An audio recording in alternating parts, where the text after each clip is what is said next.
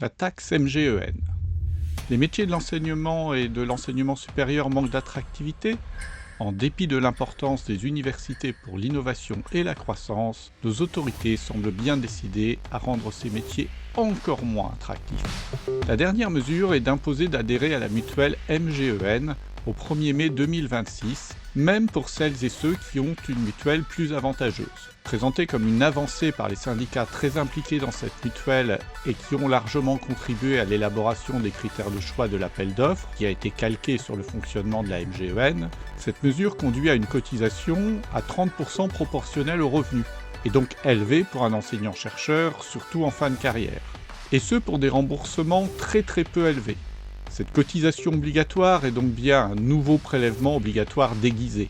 En effet, compte tenu de la faiblesse des remboursements négociés par notre ministère et du coût délirant des options proposées par la MGEN pour obtenir des remboursements décents, il me faudra en pratique continuer à cotiser à ma mutuelle actuelle, en tant que surcomplémentaire, tout en payant cette taxe qui sera de plus de 600 € par an, soit sans doute plus de 10 000 € d'ici la fin de ma carrière.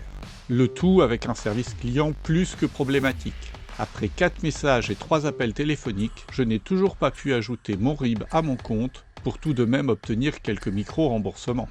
Le pire est que l'on arrive à cette situation tout en mettant en difficulté financière les universités, car cette mesure n'est pour l'instant pas compensée par l'État.